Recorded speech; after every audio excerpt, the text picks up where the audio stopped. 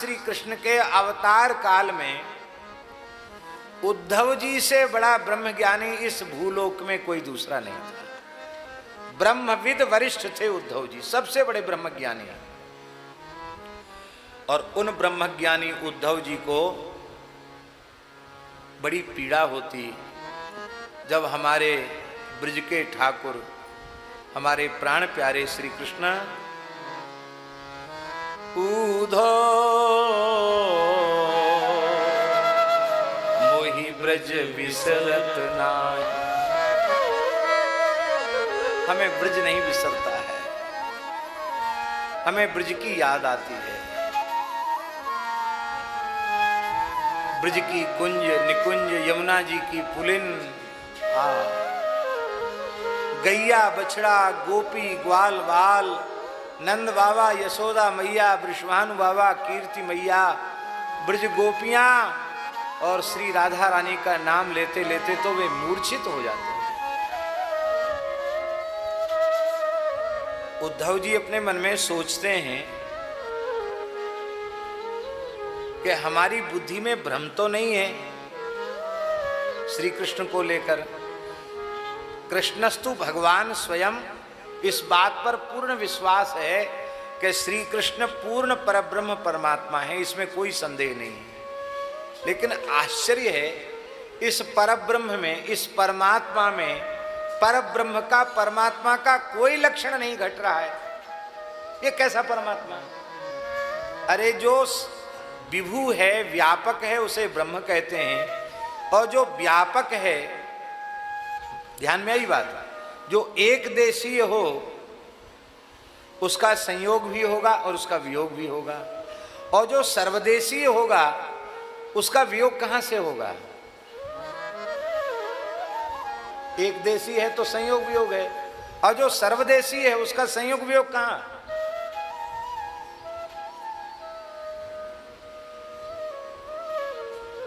तो श्री कृष्ण परब्रह्म है, सर्वदेशी हैं, सर्वगत, सर्वरूप, सर्वमय, सर्वांतर्यामी है। और ये मोहग्रस्त प्राणियों की तरह नंद बाबा यशोदा मैया की याद करके, गोपियों की याद करके, अरे और तो और गैया बछिया की याद करके रो रहे हैं। हमारी धोरी गैया, हमारी धूमर गैया, हमारा मनोरथ बछड़ा, हमारी मनोरमा गैया, हमारी समृद्धि गैया, हमारी करुणा गैया, हमारी गौरी गैया कहाँ गई? फूट फूट कर रो रहे हैं। ये कैसा परमात्मा?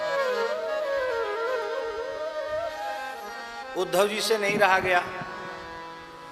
उद्धव जी ने भगवान से पूछा कि आपकी भगवत्ता में तो हमें संदेह नहीं है, लेकिन आपकी लीला देखकर हम चक्कर में पड़ गए।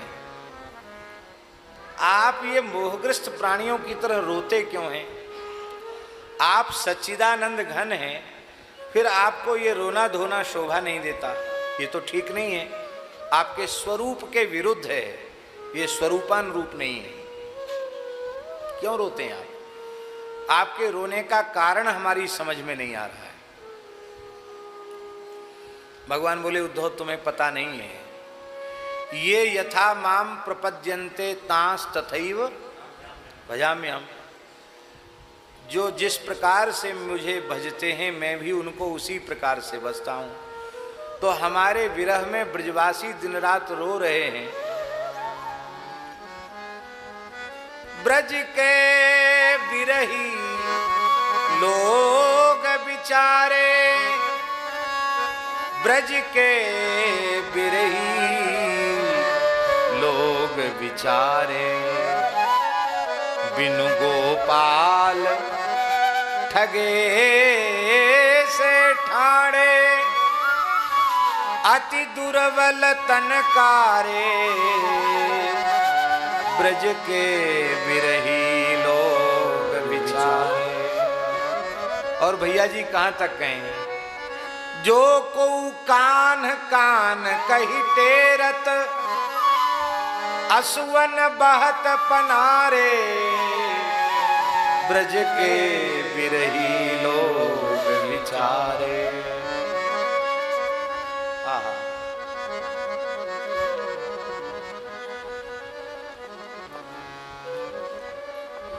तो ब्रजवासी हमारी याद करके रोते हैं, तो हम भी उनकी याद करके रोते हैं। तो उद्धव जी ने पूछा, ब्रजवासी क्यों रोते हैं?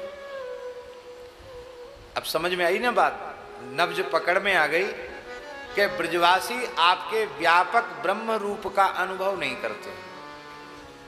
आप सच्चिदानंद घन परब्रह्म परमात्मा हैं, यह लगता है ब्रजवासी नहीं जानते हैं। आपको एक देशीय मानकर प्रेम करते हैं, इसलिए उनको वियोग का अनुभव होता है। यदि वे सर्वगत सर्वरूप सर्वमय रूप में आपका अनुभव करें तो उनका रोना धोना बंद हो जाएगा, और उनका रोना धोना बंद होते ही आपका भी रोना धोना बंद हो जाएगा। ये बहुत अच्छी बात है। अब आपका रोना हमेशा के लिए छुट्टी हो जाएगा। तो प्रभु, आप इतने दिन ब्रज में रहे, आपने कभी उनको तत्व ज्ञान का उपदेश नहीं दिया? अरे कम से कम अपने तत्व का उपदेश आप कर दिए होते उनको। भगवान हंसने लगे, बोले, अरे उद्धव, तुम्हें पता नहीं है, मेरे प्राण प्यारे गोप गोपी ब्रजवासी गण इतने प्रेमी हैं कि उनका हृदय प्रेम से ऐसा लबालब भरा हुआ है कि उसमें तत्व ज्ञान को घुसने की जगह ही नहीं है, अवकाश नहीं है।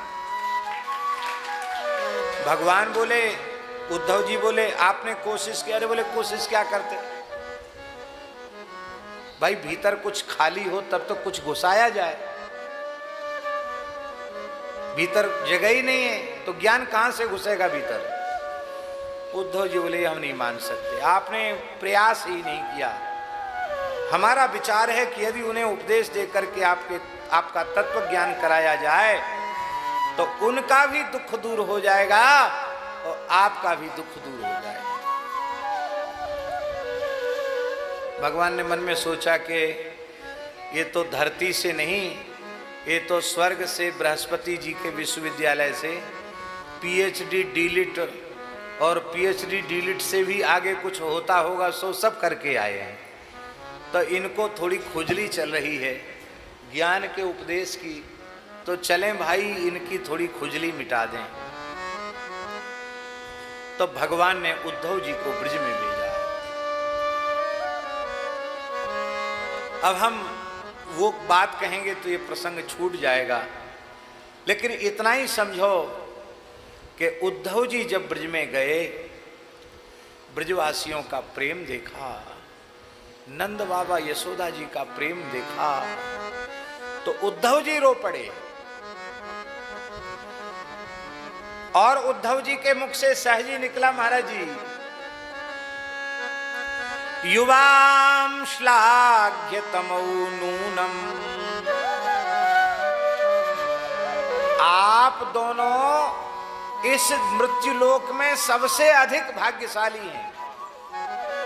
श्री कृष्ण के प्रति ऐसा अनुराग, बड़े बड़े अमलात्मा विमलात्मा योगींद्र महामुनिंद्र परम तपस्वी भी इस प्रकार का प्रेम प्राप्त नहीं कर पाते हैं जैसा प्रेम तुमने प्राप्त किया है।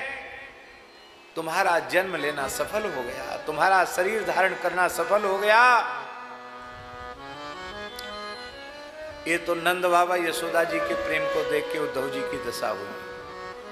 और जब गोपियों का प्रेम देखा, गोपियों ने कह दिया, कौन देश को बासी निर्गुण, कौन देश को बासी निर्गुण, कौन देश को बासी निर्गुण, कौन देश को बासी। श्याम सुंदर की बुद्धि बिगड़ गई है। निर्गुण का उपदेश हमको दे रहे हैं। किस देश में रहता है निर्गुण? तुम कहते हो वो निरंजन है, अरे हमने कितनी बार निर्जन की आंख में अंजन लगाया है।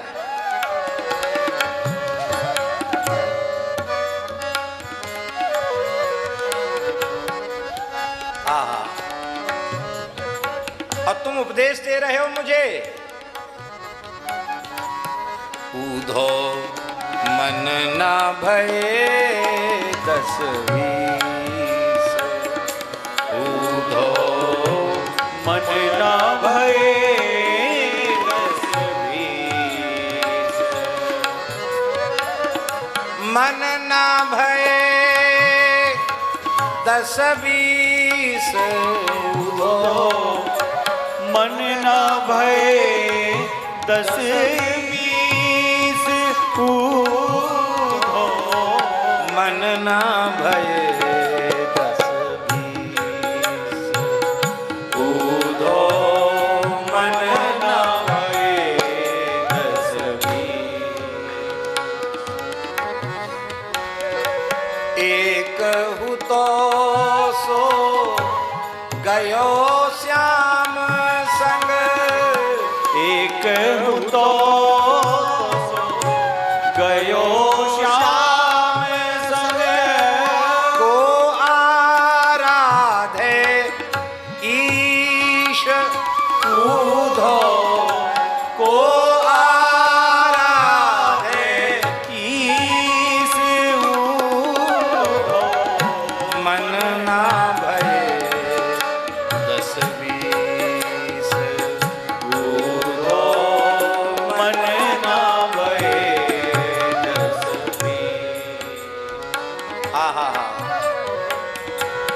और जब उद्धव जी वृषभानुनंदिनी रसेश्वरी रासेश्वरी श्री कृष्ण हृदयेश्वरी ब्रजेश्वरी प्रमोद काननेश्वरी रसेश्वरी रासेश्वरी के चरणों में पहुंचे। वे तो मानवती होकर बैठी हैं, श्याम सुंदर के प्रति मान करके बैठी हैं। ये जो दूत आया है ना उद्धव, ये पंचायती दूत है। पंचायती समझते हो? नंद बाबा, जसोदा जी, बृषभान बाबा, कीर्ति मैया, गोप और सब गोपी, इन सब का पंचायती, ये पंचायती संदेश वाहक दूत है। तो श्याम सुंदर पंचायती दूत मेरे पास नहीं भेज सकते। और यदि पंचायती दूत मेरे पास भेजा है तो उन्होंने मेरा तिरस्कार किया है। मान करके बैठिए, मैं इससे बात नहीं करूंगी, तो पंचायती है।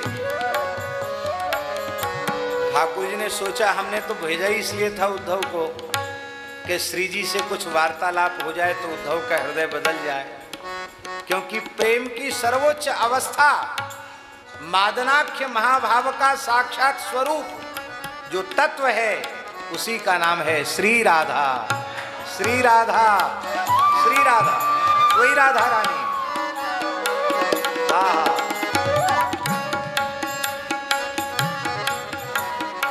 वही राधा रानी है। क्या करें? तब ठाकुर जी ने उद्धव जी पर अनुग्रह करने के लिए स्वयं एक नया अवतार ले लिया। भैया जी, कौन सा अवतार लिया?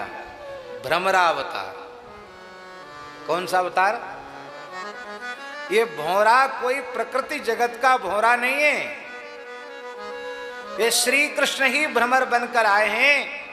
क्योंकि श्री जी के चरण कमल मकरंद का आग्रहण करने का अधिकार किसी भी सामान्य भ्रमर में संभव नहीं है। ये स्वयं श्री गोविंद ही भ्रमर बनकर आए और आकर सीधे ही चरणों में लंबी लंबी दंडोत करने लगे। तब श्री जी ने कहा, मधुप की तब बंधो मास्पृशांघ्रिम सपत्न्या कुछ विलुलित माला कुंकमस्मश्रुभिर्ना बहतु मधुपतिस्तन मानिनी नाम प्रसादम।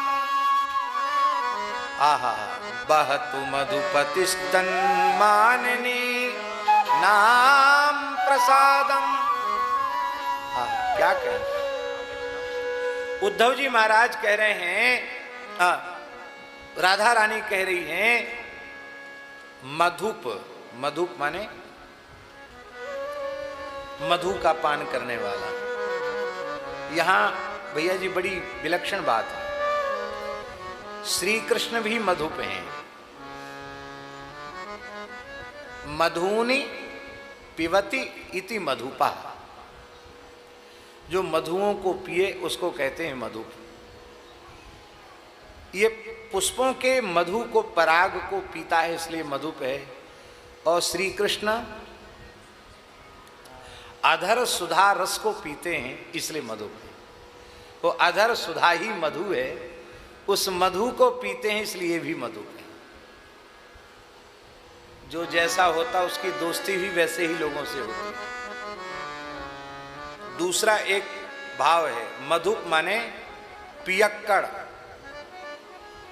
पियक्कड़ जानते हैं ना? पियक्कड़ नहीं जानते?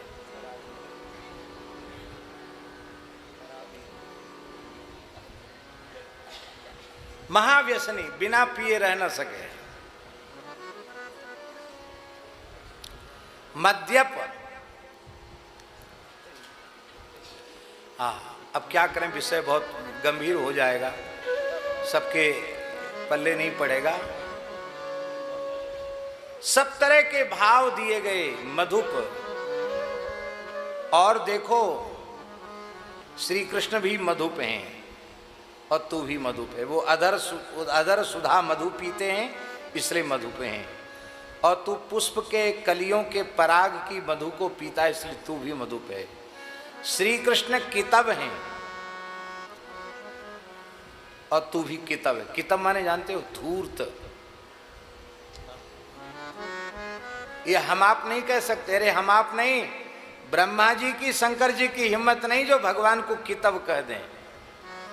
वो तो बड़ी बड़ी वेद की ऋचाओं से भगवान की महिमा गाते हैं। भगवान को कितब कहने का साहस तो श्री जी का ही है। कितब, कितब शब्द का सरलार्थ क्या है? भैया जी के पास बहुत कोई मूल्यवान वस्तु थी और वो भैया जी को अत्यंत प्रिय थी। हमने भैया जी से थोड़ा मीठी मीठी बातों से नेम प्रेम किया और नेम प्रेम करके धीरे से उनकी वस्तु को खिसका लिया। हाथ की सफाई, नजर बचा के, और उनकी अत्यंत प्राण प्यारी वस्तु हमने अपने हस्तगत कर ली। अब आप विकल हो गए, अरे कहाँ गई वो वस्तु, कहाँ गई? तब तक हमारे हाथ में दिखाई पड़ गई। तो आपने करे ऐसा मजाक तो मत करो, मेरे तो प्राण निकल रहे हैं भैया, ऐसा मत करो, हमारी चीज हमको दे दो। तो हमने आंख निकाल कर, किन तब, ये क्या तेरी है? कहां से लाया तू? तेरा नाम लिख रहा है इस पर। देहधारियों के पास सबसे मूल्यवान वस्तु क्या है? क्या कहें, ये धन कोई चीज नहीं है, 2 कौड़ी की भी नहीं है, संसार की कोई संपत्ति कुछ भी नहीं है। सबसे बड़ी संपत्ति है चित्त वित्त। क्या है? चित्त रूपी वित्त। और हमारे श्याम सुंदर भी यही करते हैं, मीठी मीठी बातें करके, बतरा करके, मुस्कुरा के, तिरछे देख के, हंस के, अब बस सबसे पहले चित्त रूपी वित्त का हरण कर लेते हैं।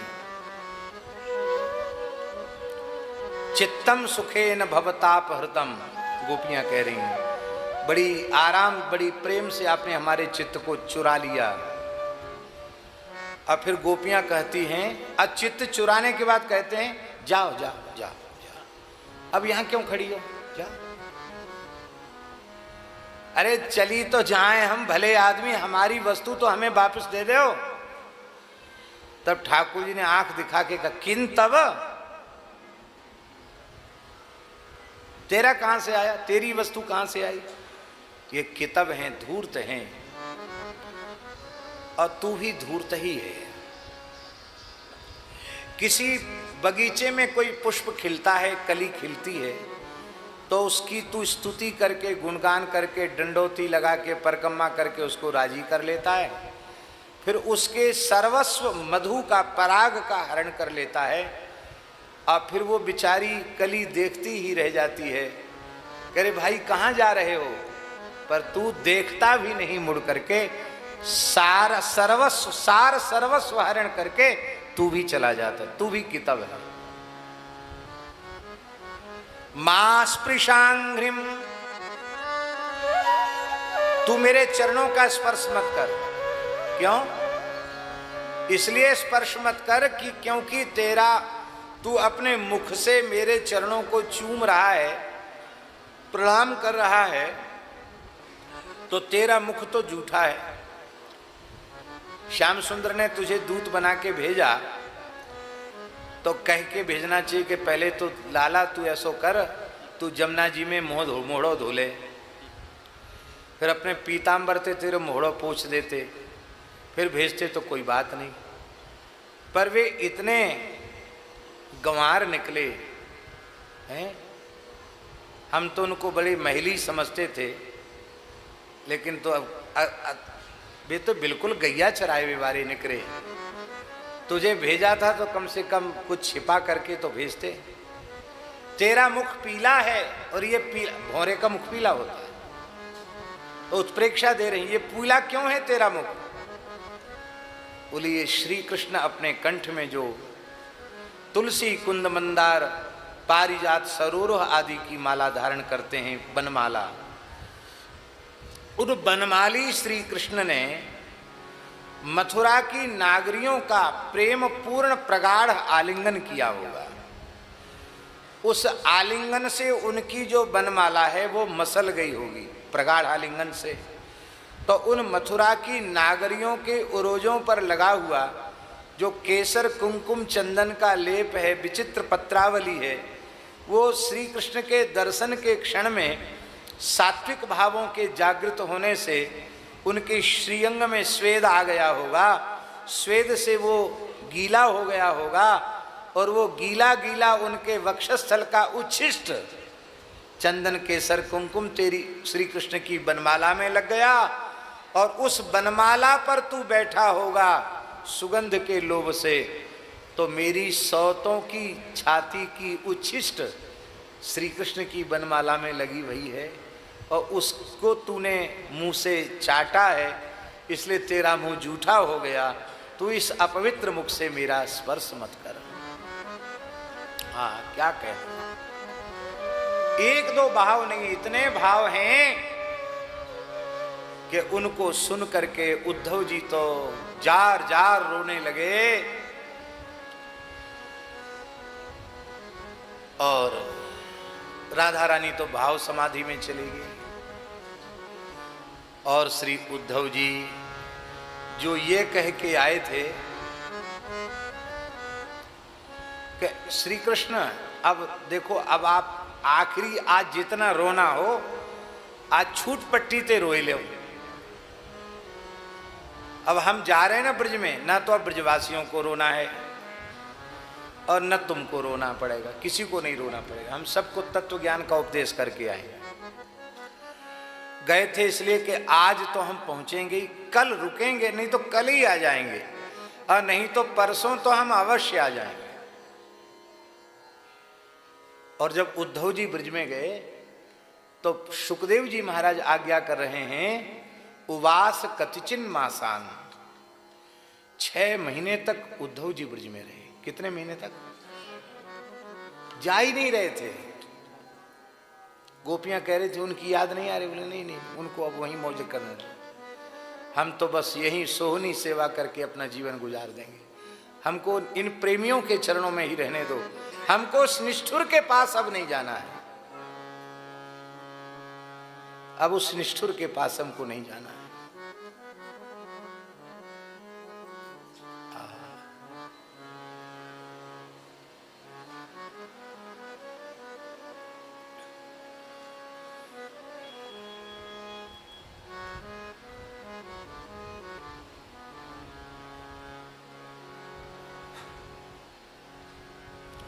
श्री वृंदावन बिहारी लाल की जय। उद्धव जी इतने भावमग्न हो गए कि वे प्रार्थना करने लगे, आसामो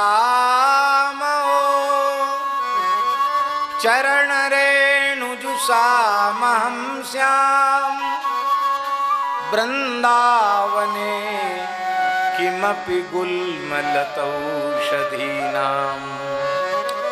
या दुस्त्यजं स्वजनमार्यपथं च हित्वा भेजुर्मुकुन्द पदवीं श्रुतिभिर्विमृग्याम्।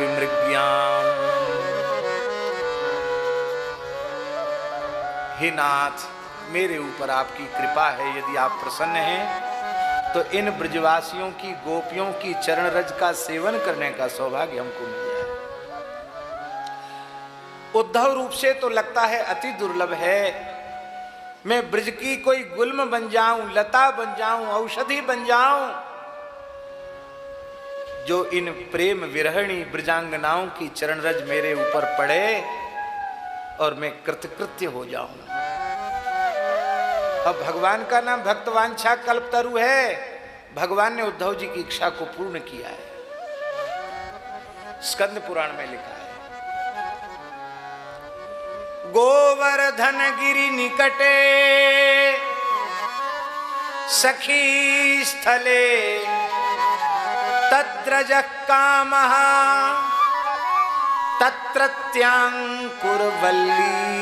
रूपेणास्ते स उद्धवो नूनम। श्री गिरिराज गोवर्धन के निकट जो श्री नारद कुंड के सामने कुसुम सरोवर है, कुसुम वन है।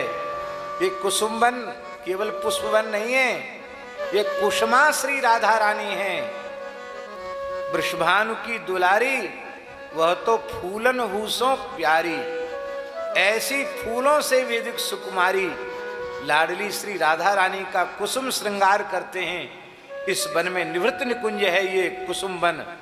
इस निवृत्त निकुंज में वहां के जितने वृक्ष हैं, जितनी लताएं हैं, वहां के एक एक घास का तृण वो साक्षात श्री उद्धव जी है। यमुना जी कह रही हैं, तत्रत्यांकुर वल्ली रूपेणास्ते स उद्धवो नूनम। नूनम माने निश्चित उद्धव जी वहां विराजमान। और उद्धव जी 6 महीने बाद जब ब्रज से लौट के आए तो यहां तो भगवान को रोते हुए देख के हंसते थे कि कैसे परब्रह्म हो, थोड़ा अपने स्वरूप लक्षण का विचार तो करो। अब उद्धव जी रो रहे हैं और भगवान हंस रहे हैं। भगवान ने कहा, उद्धव ये बीमारी कहां से पाल ले आए? अरे बोले कुछ मत पूछो, बृहस्पति जी के यहाँ पढ़े, वेद शास्त्र पढ़े, पर तुम्हारे वास्तविक स्वरूप का परिचय नहीं मिला।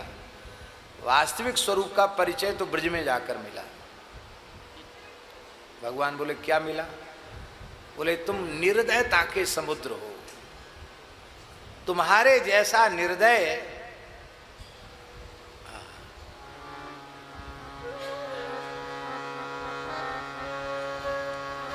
अपनी रूप सुधा, अपनी चटक मटक से सबको लुभा लेते हो, फिर पागल बना देते हो। हमारे ब्रज में कहते हैं, सखी ऐसो सुंदर, सखी ऐसो सुंदर, नाही में सब जग हेरो। सखी ऐसो सुंदर, नाही में सब जग हेरो। बिनु देखे श्याम, द्रिगन में छायो अंधेरो। बिनु देखे श्याम, द्रिगन में छायो अंधेरो। क्या कर रहे हो मथुरा में? चलो ब्रज में। ऐसे प्रेमियों के छोड़कर यहां क्या कर रहे हो? आप में करुणा नहीं है, आप में दया नहीं है, आप बड़े निर्दयी हो। और प्रेमी जब प्रेम वैचित्र्य की अवस्था में होते हैं तो ऐसा ही बोलते हैं। राम सखे जी का नाम सुना है? राम सखे जी मूल निवासी राजस्थान जयपुर क्षेत्र के ही थे। राम सखे जी परम रसिकाचार्य हुए राम सखे जी महाराज।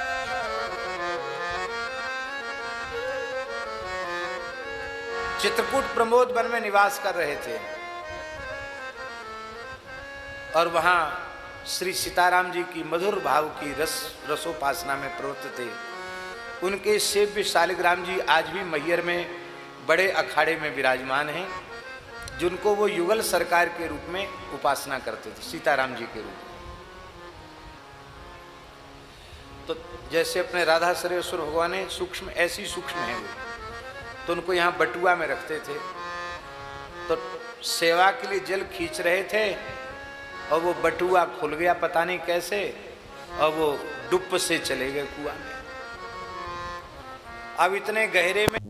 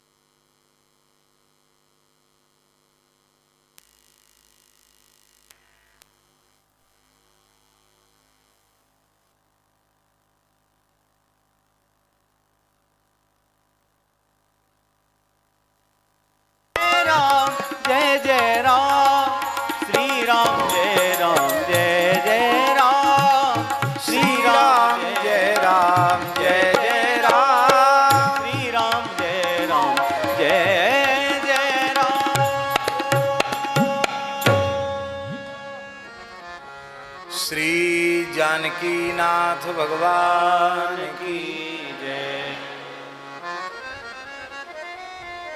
बहुत ध्यान से सुने।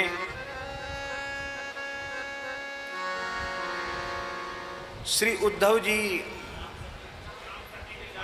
हाँ, राम सखे जी, तो वो ठाकुर जी उनके कूप में चले गए। तो संतों ने बहुत समझाया कि इतने सूक्ष्म स्वरूप हैं और बहुत गहरा, अभी भी वो कुआं है महाराज जी प्रमोद वन में चित्रकूट में, बहुत गहरा है। और अब तो नीचे ठाकुर जी मिलना बहुत कठिन है।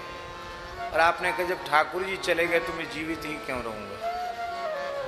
बस वहीं रोने लगे, रोते रोते रोते रोते आचार्य चरण 2 दिन 2 रात्रि व्यतीत हो गए। रसिकों को बड़ा भय हो गया कि अब तो ये पधार ही जाएंगे, बचेंगे नहीं। अंत में जब विरह असह्य हो गया तब श्री राम सखे जी ने कहा, अरे शिकारी, ठाकुर जी से कहा, अरे शिकारी निर्दयी। इतने बढ़िया विशेषण कौन देगा। अरे शिकारी निर्दयी करिया करिया अवध किशोर, क्यों तरसावत है जिया राम सखे चित चोर, क्यों तरसावत है जिया राम सखे चित चोर। इतना कहते ही यही स्तुति करना बाकी थी और तो सब हो गई थी। यही तो सुनना चाहते ठाकुर जी। बस कुआं का जल ऊपर तक आया और एक कमल पुष्प प्रकट हो गया। कमल पुष्प की कर्णिका में उनके ठाकुर जी विराजमान होकर ऊपर तक आ गए। चित्रकूट के रसिकों ने, संतों ने देखा तो सब चरणों में पड़ गए। वो ठाकुर जी आज भी मैहर बड़े अखाड़े में विराजमान है। उद्धव जी भी यही सब कहने लग गए। भगवान बोले ये बीमारी तुमको वहीं से लग गई, गोपियों के यहां से लगी। प्रेम संक्रामक रोग है। हाँ, ये प्रेम संक्रामक रोग है और इतना भारी संक्रामक है कि संक्रामक रोग संक्रमित रोगी के संपर्क में आने